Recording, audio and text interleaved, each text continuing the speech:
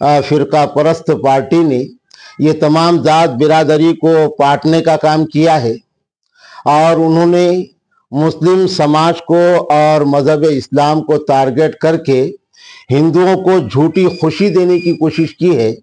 सच्चाई ये है, हमारा मुल्क मुख्तलिफ तहजीब और धर्म का गहवारा है और मुल्क की आइन और संविधान का भी खुलासा ये है कि एक दूसरे के धर्म का एहतराम किया जाए। नमस्कार। आने वाले विधानसभा चुनाव के बारे में जानने के लिए आज हमारे साथ बहुत ही जिंतूर सेलू विधानसभा की मशहूर शख्सियत मौलाना जलील ताबिश मिल्ली साहब, जो कि मराठवाड़ा जमीयत हिंद के मराठवाड़ा सदर है, इनसे हम कुछ सवालात करेंगे और इनसे जानने की कोशिश करेंगे कि आने वाले विधानसभा के चुनाव के बारे में इनकी क्या राय है। मौलाना, क्या कहना चाहेंगे कि आने वाले विधानसभा जो चुनाव है इसको आप किस तरीके से देखेंगे? अभी हमारे महाराष्ट्र में विधानसभा जो इलेक्शन चल रहे हैं, तो अब तक जो इलेक्शन हुए विधानसभा के, उनके मुकाबले में इस मर्तबा के ये इलेक्शन अलग नौयत के हामिल है, इसलिए कि 2014 के बाद हमारे मुल्क की गंगा जमनी तहजीब ये बहुत ज़्यादा मुतासिर हुई है। चूँकि मुल्क हिंदू मुस्लिम और तमाम ज़ात और बिरादरी का ये मुल्क है। 2024 के बाद एक मखसूस फिरका परस्त पार्टी ने ये तमाम जात बिरादरी को बांटने का काम किया है और उन्होंने मुस्लिम समाज को और मजहब इस्लाम को टारगेट करके हिंदुओं को झूठी खुशी देने की कोशिश की है। सच्चाई ये है कि ये ना हिंदू समाज के और हमारे हिंदू भाइयों के दोस्त हैं और न ही ये किसी का भला करना चाहते हैं। खाली हिंदू भाइयों को धोखा देने के लिए ये मुसलमानों को सताने का ढोंग रच रहे हैं। इसमें कोई शक नहीं कि ये मुसलमानों को टारगेट कर रहे हैं।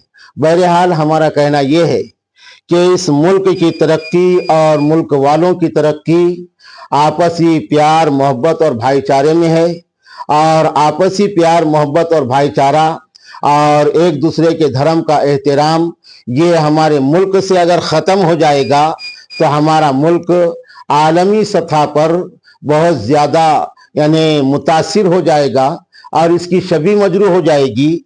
इसलिए हमारी अपनी कोशिश ये है कि मुल्क में फिर से फिरके वाराना हम आहंगी ये बहाल हो, हिंदू मुस्लिम और तमाम ज़ात बिरादरी के दरमियान मोहब्बतें परवान चढ़ें। लिहाजा हम इस इलेक्शन में ऐसे पार्टियों के साथ हैं जो मुल्क का संविधान और मुल्क के आइन को लेकर चलना चाहते हैं और मुल्क के सेकुलर इज़्म को फ़रोग देना चाहते हैं। फिरका परस्त पार्टी और फिरका परस्त लीडरों के इस इलेक्शन में हम खिलाफ हैं और इसी तरफ हम अपने समाज और अपनी कौम को लाना चाहते हैं। महायुति के कुछ जिम्मेदार विधायक जो है वो ये कह रहे हैं कि मुस्लिम धर्मगुरु या अन्य कोई धर्मगुरु के बारे में कुछ भी जो है तो ऊट पटांग बातें कर रहे हैं। इसके बारे में आप क्या कहना चाहेंगे?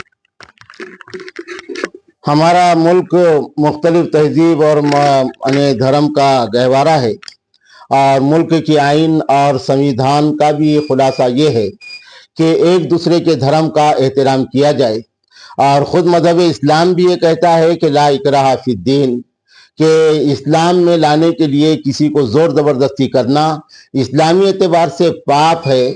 अब जो लोग ऐसा कर रहे हैं, एक दूसरे के यानी इस्लाम को टारगेट करके अपमान करने की कोशिश कर रहे हैं और सारे जगत गुरु जिनको हिंदू ग्रंथ और हिंदू किताबों में लिखा गया है यानी हज़रत मोहम्मद पैगंबर सल्लल्लाहु अलैहि वसल्लम, इनकी शान में गुस्ताखी करने की कोशिश कर रहे हैं। सच्चाई ये है कि ये किसी धर्म के लोग नहीं है, क्योंकि हिंदू धर्म भी इस बात की शिक्षा और तालीम नहीं देता कि वो किसी धर्म पर टीका किया जाए, किसी धर्म और किसी धर्म गुरु पर कीचड़ उछाला जाए।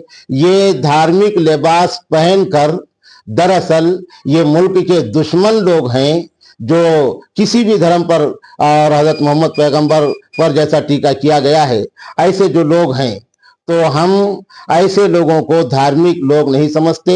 इनको हम मुल्क की गंगा जमनी तहजीब और अपने मुल्क की अखंडता का दुश्मन समझते हैं। और मुल्क के आइन ने इस बात की इजाजत दी है कि जिससे मुल्क को खतरा हो या नुकसान पहुंचे, ऐसे लोगों को जमहूरी तरीके पर और आईनी तौर पर सख्त से सख्त सजा देना चाहिए, इसलिए कि यहाँ एहतराम एक दूसरे के दिल में प्यार और मोहब्बत करने का बाइस बनेगा। क्या आपको लगता है कि महाविकास आघाड़ी की अगर सरकार राज्य में बनती है तो क्या कोई ऐसा कानून लाया जा सकता है कि कोई भी धर्म के ऊपर, कोई धर्म गुरु के ऊपर कोई किसी तरह की टिप्पणी न कर सके? क्या ऐसा हो सकता है?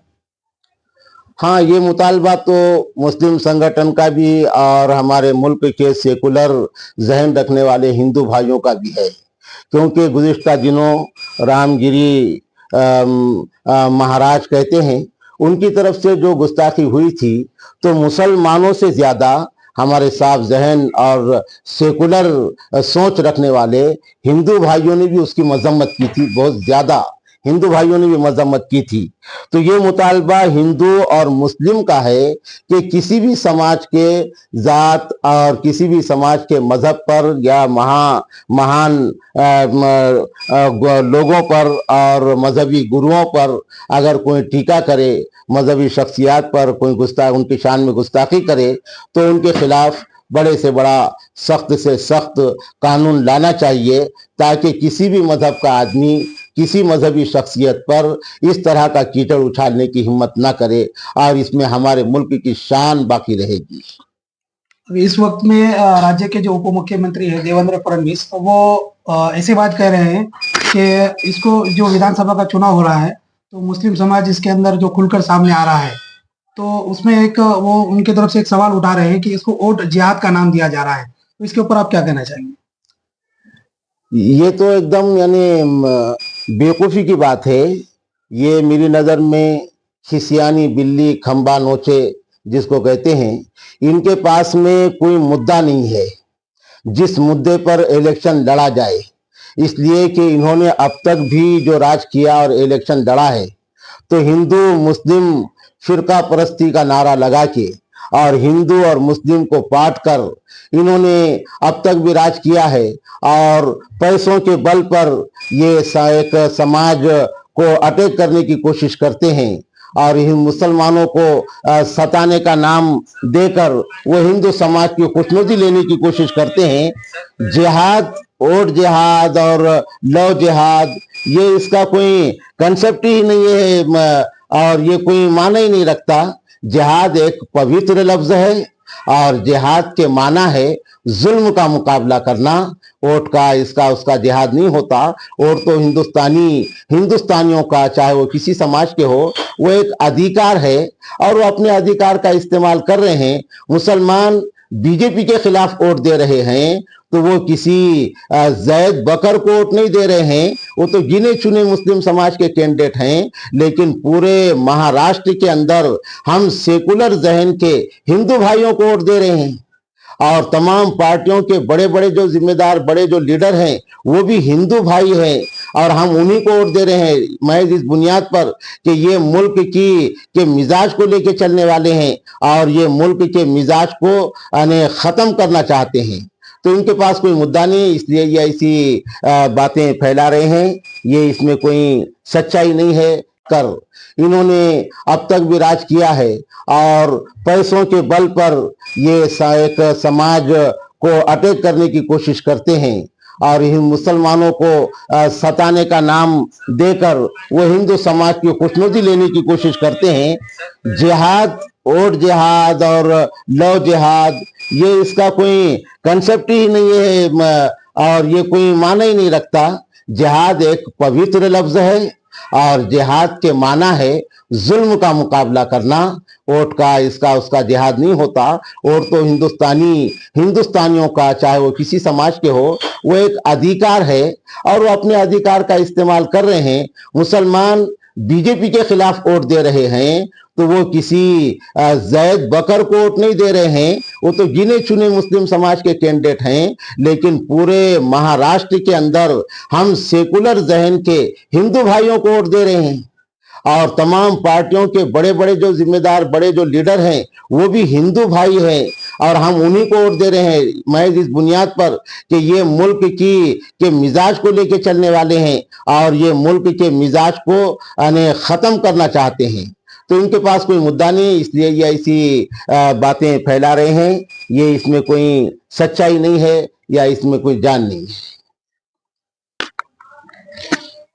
जिंतूर सेलू विधानसभा क्षेत्र के जो वोटर्स हैं, इनको आप हमारे चैनल के माध्यम से क्या संदेश देना चाहेंगे? जिंतूर सेलू मतदार संघ के वोटरों को संदेश तो पहुंच गया है।